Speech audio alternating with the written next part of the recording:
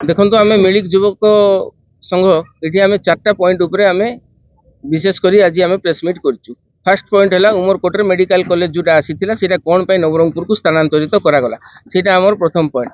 द्वितीय पॉइंट है उमरकोट एसडीएच रे आज पर्यंत डॉक्टर नहांती जहाँ गले भी नवरंगपुर को रिफर कर बारंबार उमरकोट डॉक्टर कौन पर अभाव होता हूँ आमर द्वितीय पॉइंट।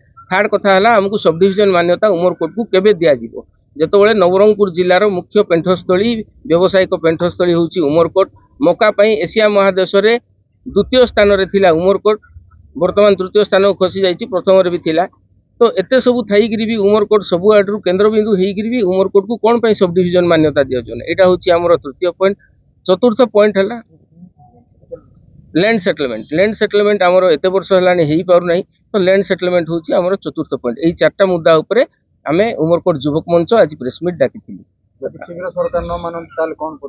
जदि शीघ्र सरकार न मानती आम आगामी दिन में उमरकोट रायघर झरीगाँ और चंदाहांडी टोटाल मिलित युवक मंच राजरास्ता को ओह्लैबू आ कड़ा विरोध प्रदर्शन करूँ।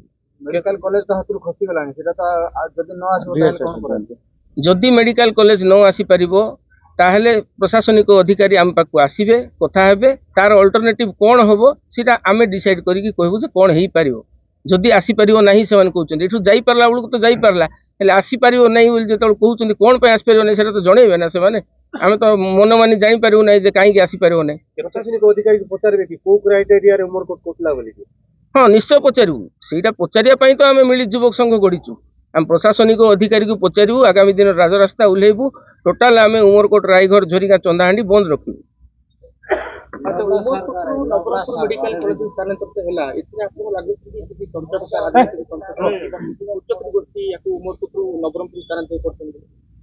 निश्चित भाव देखु ये डबल इंजिन सरकार अच्छी एमपी अच्छा मान्यवर विधायक अच्छा जी कि इठू गणशिक्षा मंत्री होती उमरकोटू जदि सी निजे चेष्टित भी थिले तथापि आम शुणिलु कौन 20टा डेली 20टा गोष्ठी गले मुख्यमंत्री पाखक आईकी से बारंबार रिक्वेस्ट करिकी नवरंगपुर को से नहीं गले।